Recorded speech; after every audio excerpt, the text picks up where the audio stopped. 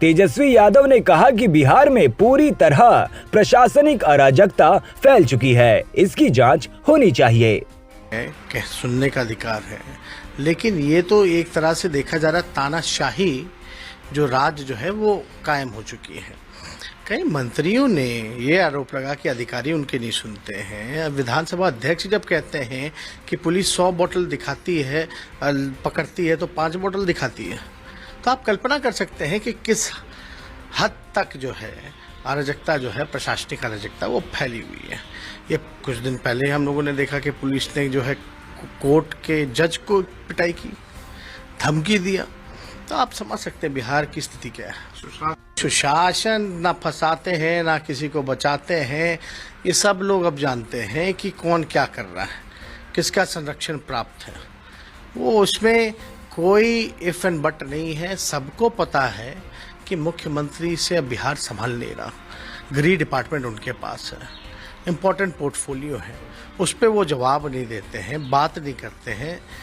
और उनकी फेलियर्स जितनी होती रही है, कोई भी सवाल उठाता है तो उसको दबाने की कोशिश सदन में या सदन के बाहर वो लोग करते हैं।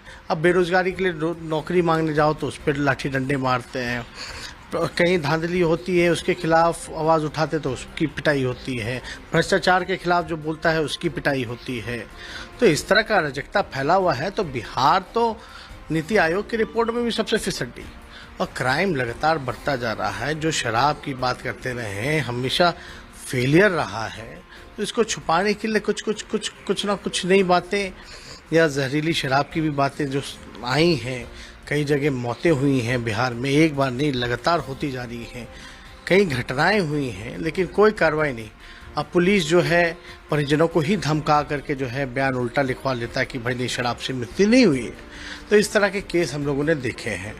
तो इसके लिए तो कोर्ट मॉनिटर द्वारा जांच होनी चाहिए और दोषियों को सजा होनी। आपसे ये है कि लगातार बीजेपी और जदयू वाली जो गठबंधन है डबल इंजन की सरकार, उसमें विवाद आते रहते हैं। दिग्विजय सिंह यहाँ केंद्र में मंत्री हैं, वो कहते हैं कि अगर बेगूसराय में हिंदू सुरक्षित नहीं रहेगा तो कहाँ। गिरिराज सिंह जी, अब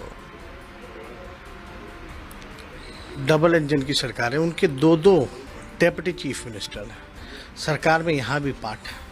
एक मुख्यमंत्री बिहार का विशेष राज्य का दर्जा मांगते हैं जहाँ बीजेपी नकार देती है। एक यहाँ कहते हैं कि ये सुरक्षित नहीं है। तो सरकार किसकी है? फेलियर तो आपकी है। ये अपने आप पे सवाल उठा रहे हैं, किस पे उठा रहे हैं ये सवाल? ये कल्पना के पड़े हैं। लेकिन जो लोग शराब पी करके जो हिंदू मर रहे हैं वो भी तो हिंदू ही हैं। बेरोजगार कई हिंदू हैं, वो भी हिंदू ही है ना बेरोजगार।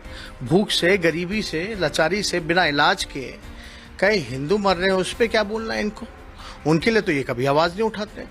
तो इसलिए हम ये कहना चाहते हैं कि दोनों जो सरकार में बैठी दोनों पार्टियां हैं, वो पूरी तरीके से, इनको बिहार के लोगों से कोई मतलब नहीं है। इनको केवल है नफरत फैलाना, समाज में जहर बोना, भ्रष्टाचार करना, अपराधियों को संरक्षण देना। पूरी तरीके से इसी पे सरकार जो है निर्भर है। केवल सत्ता के सुख के लिए इन लोगों का इंटेंशन है कि ये सरकार में बने हुए हैं। बिहार की लोगों की चिंता नहीं, बिहार की प्रगति से कोई मतलब नहीं। केवल अपने कुर्सी बचाए रखें, दोनों को बस उसी की चिंता है।